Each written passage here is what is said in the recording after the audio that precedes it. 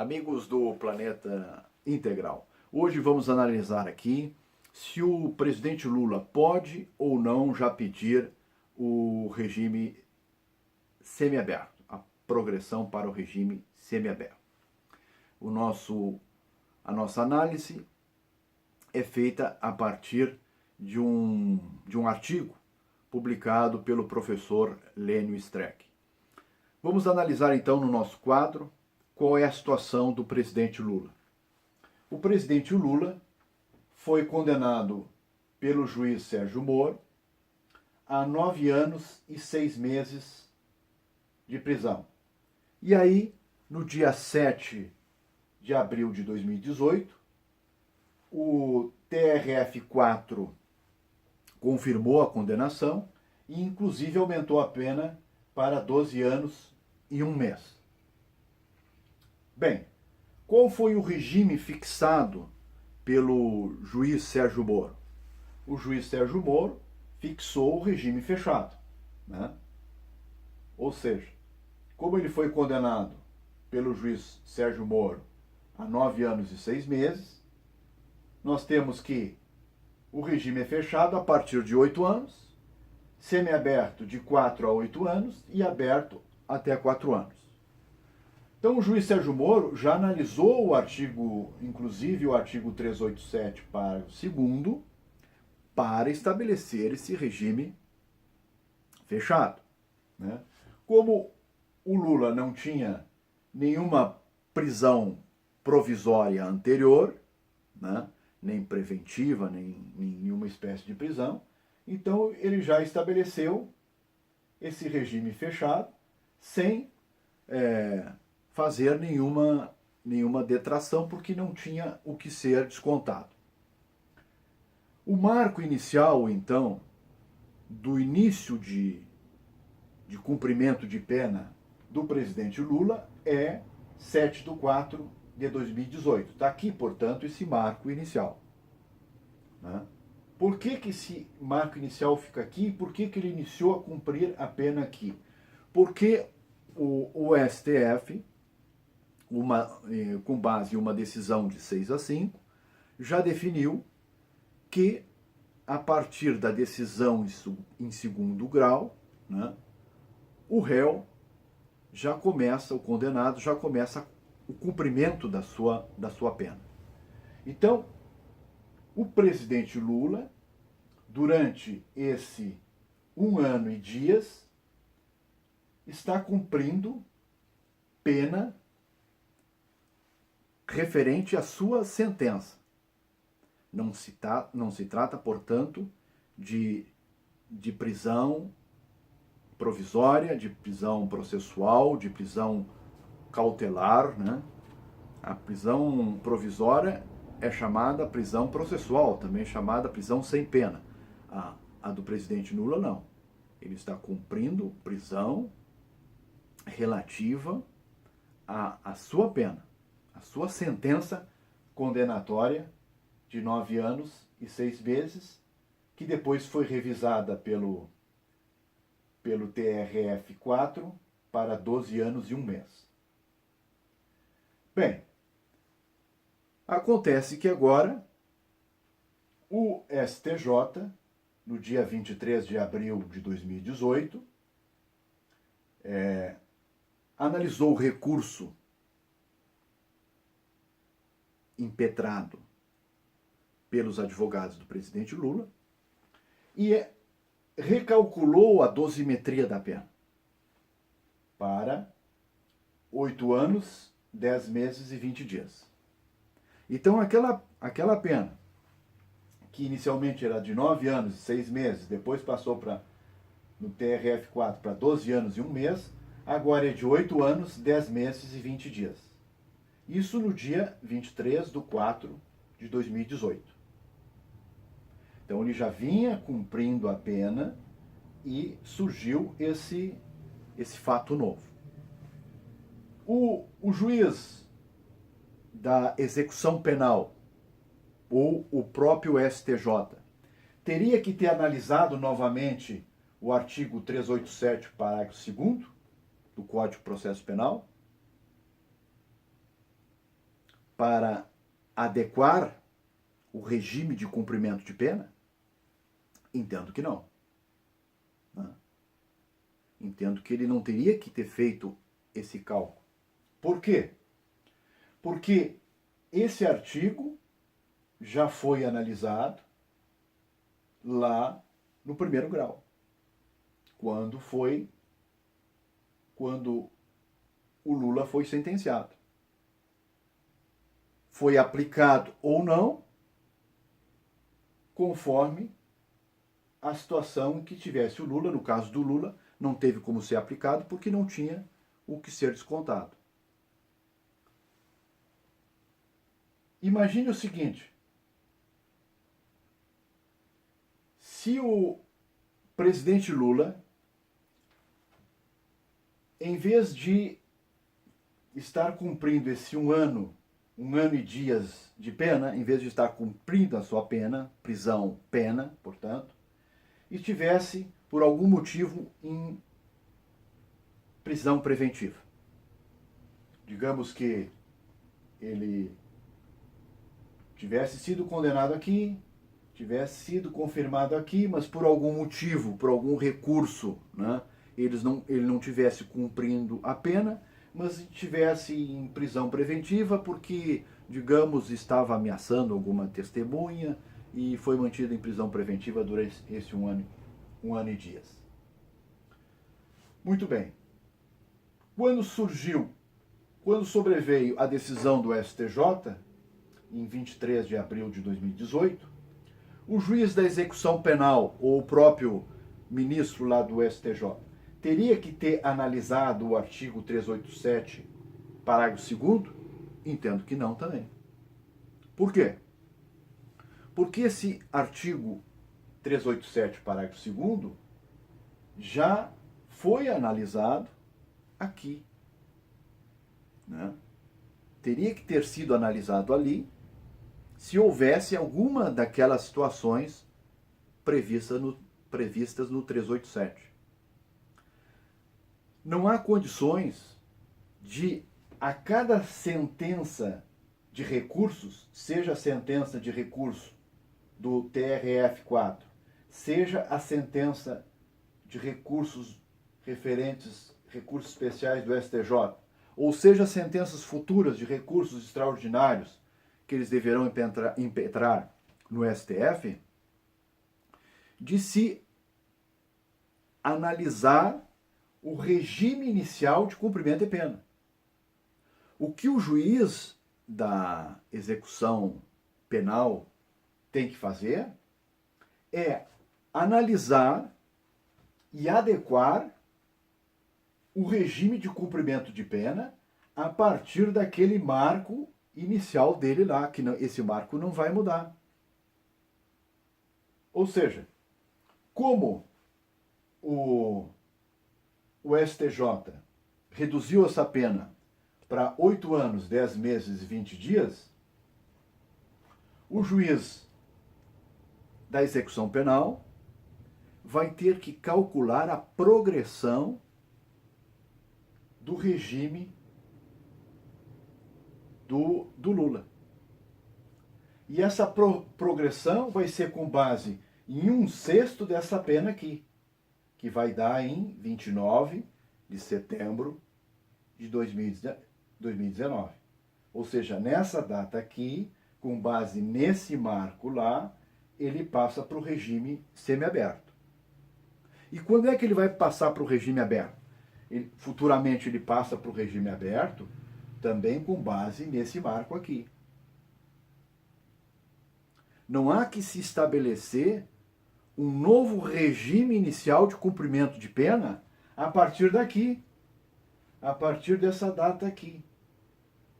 Não há que se pegar essa pena de 8 anos, 10 meses e 20 dias, subtrair 1 ano e dias, que foi o que ele cumpriu, e chegar a 7 anos, e aí concluir que se ele tinha que cumprir 8, já cumpriu 1, estão faltando 7, então o regime dele é o semiaberto. Não.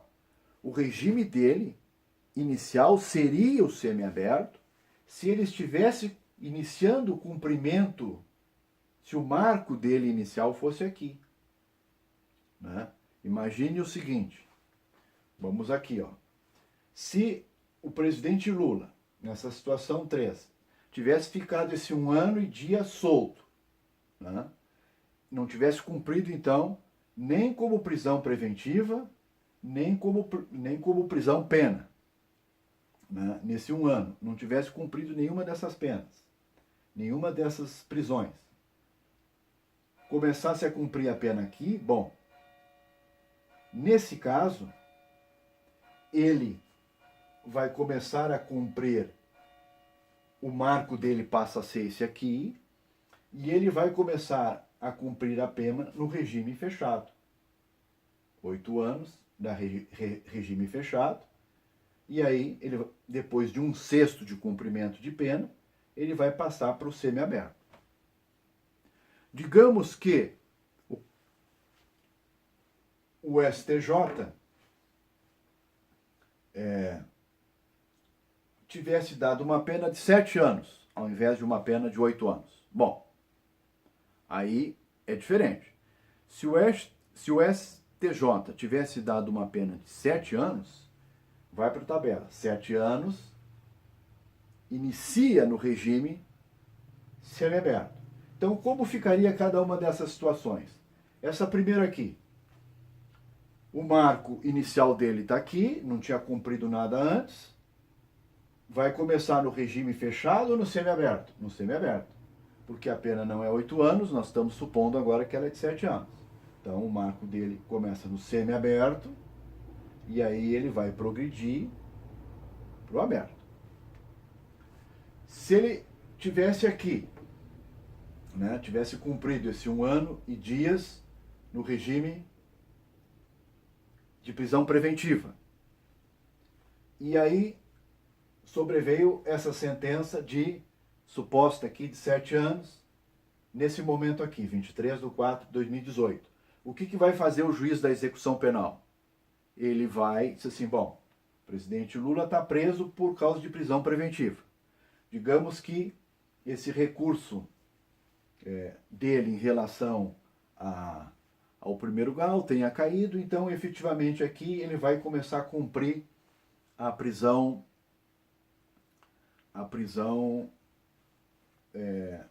pena.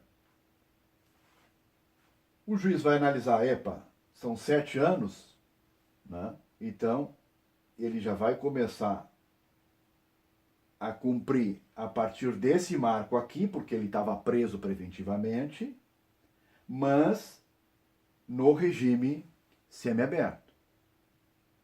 E esse vai ser o marco para ele passar futuramente para o regime aberto. A mesma coisa se ele tivesse aqui, né? Se ele tivesse já cumprindo, né? Em vez de estar na situação de prisão preventiva, estivesse na situação que realmente ele está hoje. Quer dizer, cumprindo pena em virtude de sentença condenatória. O marco inicial dele está aqui, né? O juiz já analisou, deveria ter analisado esse artigo 387, parágrafo 2º, e ele vai passar para o regime semiaberto. Por quê? Porque o STJ já está determinando nessa suposição que nós colocamos, 7 anos é semiaberto. Então não tem como fazer essa detração que o professor Lênio diz que é devida. Ou seja, com base nessa sentença do STJ, o próprio relator do STJ ou o juiz da execução penal teria que analisar novamente o regime inicial de cumprimento de pena e abater esse 1 ano que ele já cumpriu, dos 8 anos que o STJ determinou e passar então imediatamente ele para o regime semiaberto. Não tem que fazer isso porque essa análise tem de ser feita lá no primeiro grau. Ela não tem que ser revisitada a cada decisão, né, de tribunal. Não tem que ser revisitada como estabelecimento de um novo regime inicial, não. O que o juiz de execução tem que fazer é a adequação, mas sempre mantendo aquele marco inicial e não esquecendo que o regime inicial já foi estabelecido aqui. E esse regime inicial não tem que ser reestabelecido novamente a cada decisão, né? O Lênio faz uma discussão aqui em cima do que é prisão provisória e do que é prisão definitiva, né? Então ele alega que essa prisão do Lula é uma prisão, não é uma prisão definitiva, que é uma prisão provisória, e tanto é verdade que se fosse uma prisão definitiva, né, ele não poderia ter sido modificada, né? Então é um jogo de palavras, na verdade, porque no direito penal nada é definitivo. Ainda que uma sentença tenha transitado no STF, a qualquer momento uma revisão criminal, né, acaba com aquela sentença. O direito penal tem essa característica. Então ficar fazendo embate semântico, né, de palavras não tem muito sentido. O que tem que ser analisado é se essa interpretação ela está de acordo com a análise sistêmica e teleológica de tudo isso que nós analisamos, né? Para não colocar pessoas que estão em situações diferentes, né,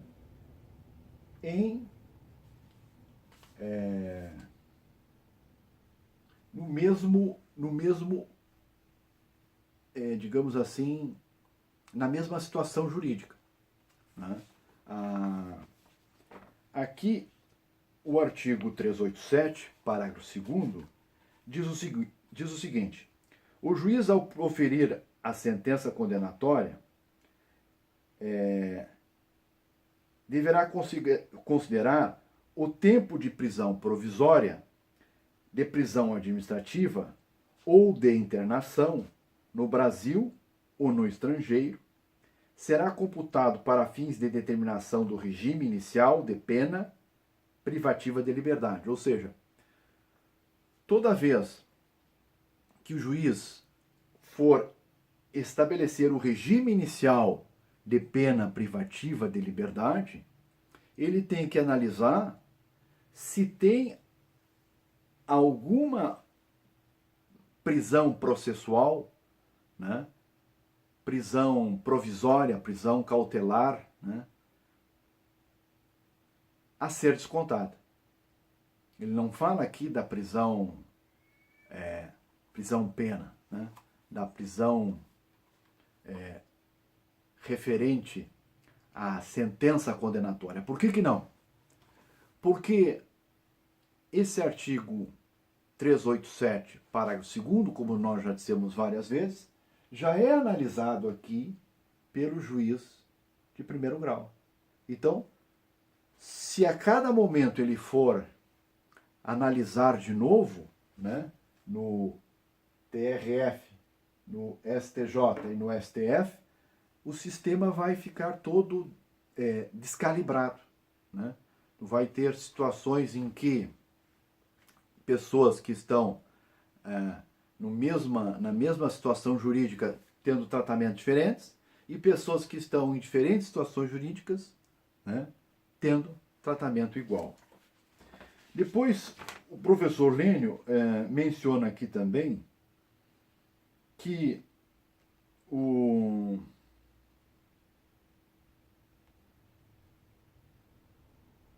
a interpretação que ele pretende fazer é uma interpretação conforme a Constituição. Ora, a interpretação conforme, ela só é devida quando existe, num determinado dispositivo, como no caso esse 387, mais de uma interpretação razoável, né? Então, se houver 2, 3 ou 4 interpretações razoáveis, né, e o STF pode, de acordo com uma interpretação conforme a Constituição, estabelecer qual é a interpretação que está de acordo com a Constituição, né? Nesse caso aqui, entendo eu que não é razoável, nem sequer é razoável essa outra interpretação. Ou seja, considerar, nesse momento aqui da decisão do STJ, um novo marco, digamos, de cumprimento inicial de pena e começar a partir daqui uma nova contagem de pena, né, ou uma análise do regime inicial que já foi vista aqui, né, neste marco. Um outro ponto que ele coloca aqui diz respeito a um caso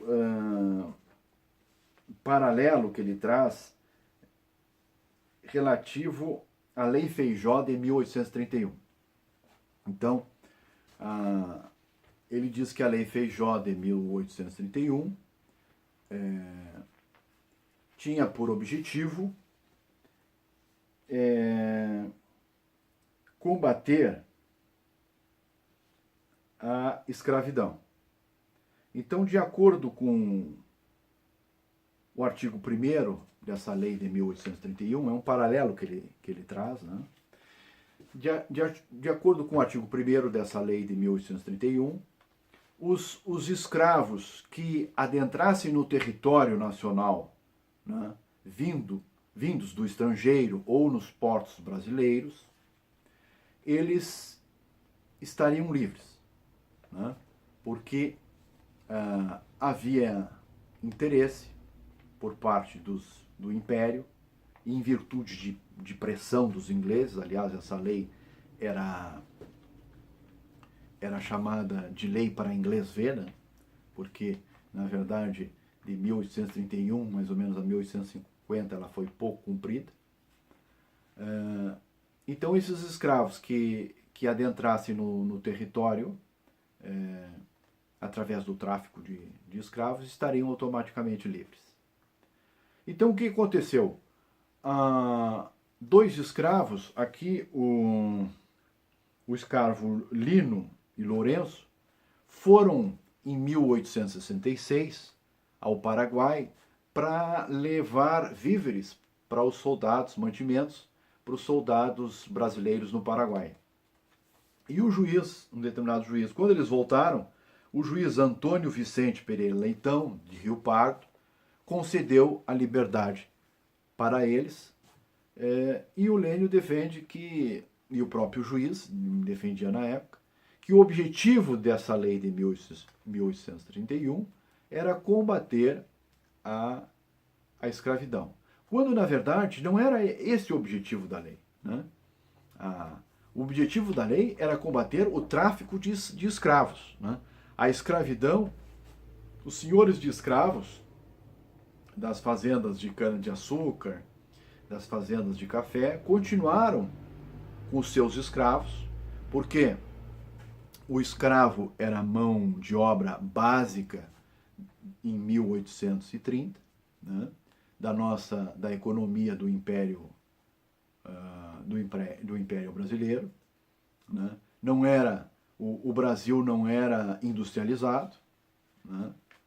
E se cedesse à pressão dos ingleses, né? Na Inglaterra já havia esse movimento forte, porque a Inglaterra já tinha começado o seu processo de industrialização e tinha interesse de vender os seus produtos manufaturados, não só para o Brasil, como também para a África. E, obviamente, também tinha interesse que o Brasil não tivesse a influência que tinha na África, não fizesse a transação de escravos com a África, enfim. Então, obrigou o Brasil a aceitar essa legislação chamada Lei Feijoada em 1831. O Brasil, como a recém tinha proclamado a sua independência, tinha sido em 1822, precisava do apoio dos ingleses, acabou cedendo, né? Mas é óbvio que essa lei não tinha por objetivo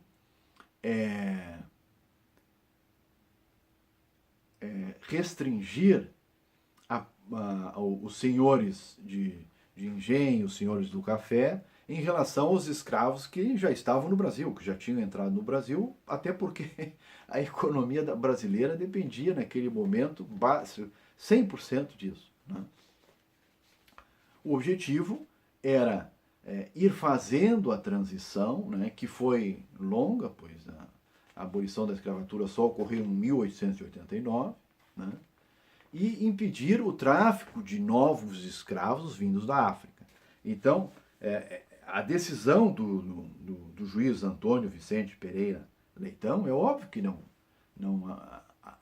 estava de acordo a orientação teológica da lei. Então, o que o Lênio se pega é justamente nisso. Qual era a orientação teológica dessa lei? Não, a orientação teológica da lei, né, era justamente o sentido, né, dessa lei, a finalidade específica da lei era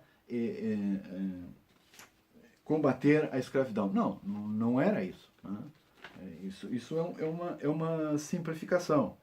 É claro que se a gente vai analisar a lei com base nessa finalidade que ela não tinha, né, então vai chegar à conclusão que a decisão do juiz foi adequada. A mesma coisa aqui, né? Ele traça o paralelo em relação à detração. Quer dizer, diz o Lênio Streck, no caso da detração, a finalidade da lei é a reintegração mais rápida do preso à sociedade, né? A detração não tem essa finalidade. Todo o artigo de lei penal, lá como última finalidade, é óbvio, tem por objetivo, né, a reintegração do preso à sociedade, né? Mas a finalidade que a gente tem que analisar aqui, para efeito de conformidade com a Constituição, é a finalidade específica. A finalidade específica desse artigo da detração é impedir que o preso cumpra, né, uma fração de pena que ele já cumpriu. Imagine, ele já cumpriu aqui na prisão preventiva 1 ano e dias, né, por conta desse processo. Então não é justo que ele cumpra de novo esse 1 ano em dias, essa fração que ele já cumpriu. Essa é a finalidade específica da detração. A mesma coisa aqui, né? Se o STF admitiu que o marco inicial do cumprimento de pena é a decisão de 2º grau, e lá no 1º grau já foi analisado o regime de cumprimento inicial de pena, não há que se analisar de novo isso, né? O regime inicial de cumprimento. Há que se adequar o regime de cumprimento, né? Mas não analisar ele do zero novamente. Porque senão eu vou distorcer o sentido e a finalidade do artigo, Então, na minha visão, né, essa interpretação conforme aqui, né, conforme a Constituição, não se sustenta, né? Eu acho que não é possível interpretar assim dessa forma, porque senão a gente acaba bagunçando todo o sistema, né? Mas, né, o STF é que vai decidir. Tudo é possível. É isso, amigos. Por hoje era isso.